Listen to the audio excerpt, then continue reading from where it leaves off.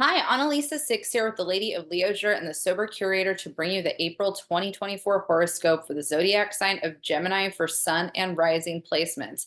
Hi, Gemini. I'm Analisa Six. I do astrology and tarot for the Sober Curator and for my personal blog, theladyofleisure.com, a play on leisure because I'm a Leo. So, leisure, Leo, all those fun things. I also do this through the lens of recovery to a certain extent because this is also featured on the Sober Curator and I am in recovery. Astrology is a great tool to utilize when you're in recovery, but these horoscopes are also general. So if you're not sober, not in recovery, you can still watch this. I will preface this by saying that I am accepting new clients for tarot and astrology readings. I will have my information in the description box if that's something that you want to book with me. I charge $35 for a 30-minute tarot, $75 for a 60-minute tarot, and $100 for a 60 to 90-minute astrology session. All right, let's go ahead and jump straight into your month ahead. This is for April. April is a pretty intense month. We are currently in Aries season and we'll be in Aries season, kicking April off as we always are, where it's officially spring. So there's a kind of newness to the energy in the sky that feels good. The sun's shining, flowers are blooming. I guess depending on where you live, maybe it's still kind of wet and rainy and stormy, but there's new life being birthed at this time. The area that most of the Aries energy, well, I don't know why I said most, all of the Aries energy is hitting for the Gemini horoscope has to do with the area that rules our relationship to groups, friendship circles, also political organizations, and our community, the way that we relate to our community. We start out the month with the Sun, the North Node, Chiron, and Mercury all in Aries. And on April 1st, Mercury is actually going to station retrograde in Aries, where it will be retrograde until the 25th. We also are going to have Mercury in Aries in its shadow period for the rest of the month. So if you're unfamiliar with a shadow period is where we're still feeling an orb of influence of that energy of the sign, the planet within that sign. And so, every astrologer might use a little bit of a different shadow orb of influence, but, basically the whole rest of April, from my perspective, we are going to be in that shadow period. So we have a Mercury retrograde and then the rest of the month, the shadow. And it's all happening in that cardinal fire sign in your 11th house. So let's talk a bit about that. And then we're going to get into how Venus and Mars play a role in your chart this month and how the full and new moon are playing a role as well. Because our new moon is a solar eclipse. So that's a big deal too. But basically, Mercury is your ruler. Mercury rules the sign of Gemini. And so this does have a pretty big significance on you since your planetary ruler, is retrograde in this area of your chart. It has a big influence on all of us, but it's definitely, a big part of your archetypal energy that you're kind of reflecting upon. And so again, kind of a refresh. If you're new to this channel, I realize I make a lot of assumptions that people that are watching these know some stuff about astrology. Try to simplify certain things a little bit in case you're new to astrology, but Mercury, is the planet that rules Gemini. It rules communication. It rules how we think about things, our perspectives. It rules the third house, which is the house of simplified learning, fact-based learning, like math, science, that type of stuff. It also rules, technology, computers, those things, the written word. So when Mercury is stationing retrograde, those things tend to go a little haywire. And the point of Mercury retrograde for more of an esoteric growth kind of perspective is that we are using this energy as a time to reassess, reflect, and review the themes that it's touching on in our charts and our lives. And so in Aries is the cardinal fire energy of the zodiac that represents our willpower, our relationship to identity, our relationship to ourselves, how we assert ourselves in our lives, and the way that we also identify with identity. I know that's kind of a stupid way to say that, relating to identity, those types of themes. So with Mercury in Aries in the 11th house for the Gemini chart, you are reflecting and reassessing your identity within your community, within your groups that you associate yourself with, your friendship circles. And a lot of times during this, we could have conflict with people that we are in friendship circles with. There's, oh God, I'm a Vanderpump Rules fan. I watch that show too much. And, if you watched last night's episode, or this week, I mean, I watched it last night, but it was this week's episode. There's a lot of interpersonal dynamics always within that group, but there's a lot of things that kind of came out, and I think Lala stood up and was like, I love you guys, but I'm over this. Like, I can't, and it's interesting because we all have different values as individuals, and a lot of times we'll choose friendship circles that kind of go with our values or go with our belief systems. And if we start to grow away from those values and belief systems, or we start to change, oftentimes the groups that we associate ourselves with, we don't really feel like we're in alignment with anymore. And the other can happen where people feel that way with us and they leave our lives. They're not feeling in alignment with us anymore.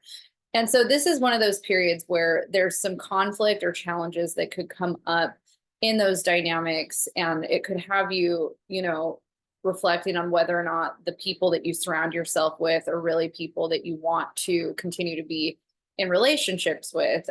It's also a time or like an area of your chart.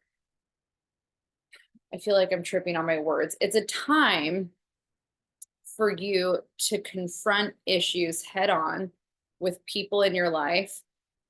And that could lead to you being in more of a reassessment, reflective state as to whether these people are really serving your future needs or goals. There's a way, I think, sometimes that we grow apart from people where we don't necessarily have to completely cut them out of our lives. Maybe we just redefine the nature of the relationship in our lives. Maybe there's a group that we've been associated with for a long time and we don't want to lose everybody as friends, but maybe just the dynamics or the ways that we've related in the past are just not really serving us anymore. It's not the direction that we want to move in. The other thing that can happen during this time is you might be really searching or looking for people that serve more of those needs for you. So you could also be kind of in this space of, I want to find more communities that really kind of feed my soul and kind of help me feel more in alignment with who I am inside, in that identity expression kind of way. So that's a huge theme for Gemini during this retrograde period. And, communication conflicts within those group dynamics that bring all of this stuff up.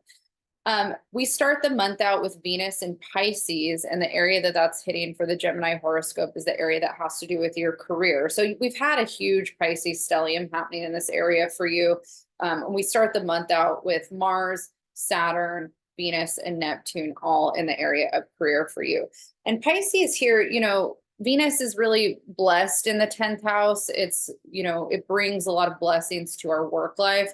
But Mars here can bring some challenges, and we can also kind of maybe feel like we're needing to be more creative about how we approach conflict or challenges at work. And in Pisces, we could also be a little delusional about what the possibilities are in terms of our career or how we're putting ourselves out into the world in our public life. So it's important that we get a little bit grounded in what's actually tangible or realistic, which Saturn is here to kind of help with. But there's still a little bit of these maybe fantasies or bigger picture things that we're not really sure exactly how to make happen yet, but we feel inclined to want to push that forward. Venus is only going to be in Pisces for a little while longer. She actually enters Aries on the 5th. And so she's going to be joining that Aries party that I was talking about with the Mercury retrograde, where she will be in your house of friendship circles and groups. And this is actually a really positive placement in terms of calling in more people into your life that you do feel more in alignment with, making new friends, networking. This is a really good networking energy. And so you might feel more inclined to be social. And again, because Mercury is retrograde here, there could be some conflict or some fumbling within that. Maybe you feel this impatient desire to hurry up and go be a part of some new community or some group of people. And maybe there's some conflict within that happens that has to be sorted out. Mercury in Aries there's a lot of lessons around humility. And Venus here, I think, is helping us learn that through relationships and through other people. While, we have that ability to really reflect on it deeply.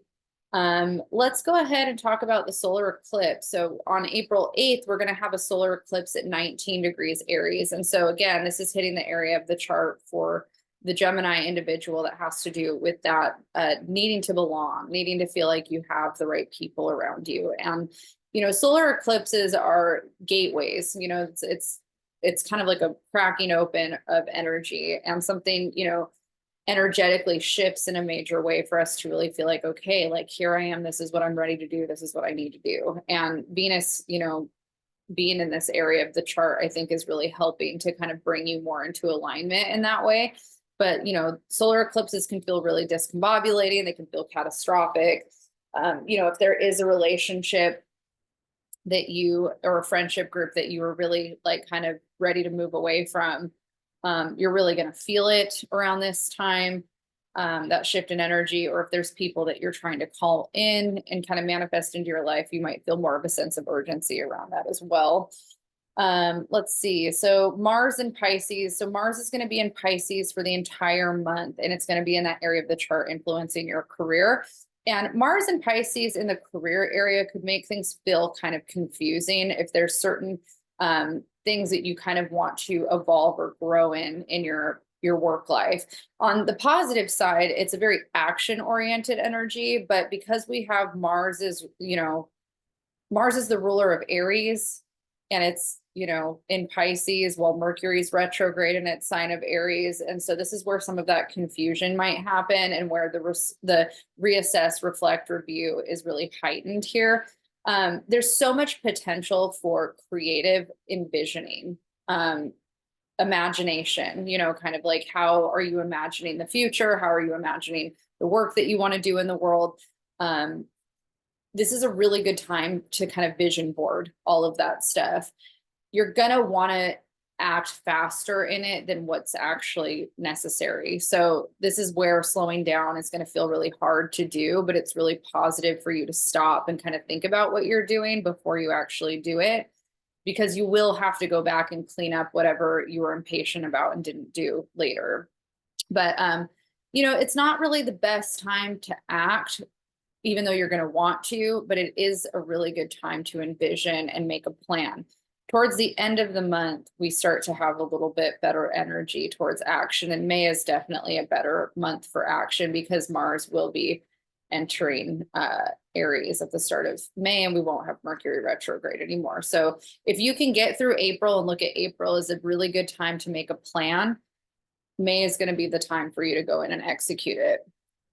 On April 19th, the sun is going to enter the fixed earth sign of Taurus. So we enter Taurus season, and the area of the chart that this is hitting for the Gemini horoscope is the area that rules the 12th house, which is the house of the subconscious. It's our dreams. It's our, kind of our hidden world. It's said to be where a lot of secrets live, secret desires, secret fantasies. It's also an area that we go to escape reality. It's a really positive area for doing a lot of subconscious healing through dream work or meditation. It's also an area of the chart that rules our need to escape through substance abuse, like alcohol. And so, the sun, wherever it's transiting, brings a lot of energy and life and vitality. It's so positive during this time for you to focus on channeling any kind of talents or gifts you have into artistic projects. But you want to be really mindful about, unhealthy escapism, addictions, those types of things, because that's going to be enhanced towards the last half of April. We have a full moon happening on April 23rd. That's at 4 degrees of Scorpio. And the area that that's hitting for the Gemini chart is the area that has to do with your health. So daily routines, health, how you're of service, also your work, how you're, kind of doing your work life balance. This is a really positive time where if you felt very ungrounded and kind of discombobulated for the first part of the month, this full moon, you might feel this big push to get everything in order and kind of be like, okay, I have this idea. I spent all this time thinking and obsessing about it, as Geminis do, because you overanalyze everything. Now is the time that I'm ready to kind of let go of my fears, let go of the things holding me back, and really sit down and get organized and figure out how to make a plan. This full moon for Gemini really does have a lot to do with letting go of fear and some of the analysis paralysis that can happen with Gemini. I think of the Eight of Swords card coming up for Gemini during this time, where you're going to probably feel a heightened sense of anxiety, but you really need to put the anxiety aside and heed the call that's coming from within to get everything together so that you can, act on your plan. All right, I think that's good, Gemini. I wish you the best of luck for the month of April. It's going to be an interesting time. There's one last thing I forgot to talk about. Venus entering Taurus on the 29th. We have Venus moving into that area of the subconscious for you, which is a really good opportunity for healing, leaning into artistic projects. So again, deep work, deep healing, and be mindful not to be too pleasure seeking, because that could also distract you from the level of organization and practical things that you need to get done for yourself to move your ship forward. So just be mindful of the need for escapism towards the end of the month. All right, there. I'm going to leave you with that, and I will see you guys next month. You can find me at ladyofleisure.com, thesobercurator.com. Feel free to hit the like, subscribe button if you want notifications when I post these. I do these videos every month. And if there's any questions you have about your month ahead, let me know in the comments and I will do my best to answer.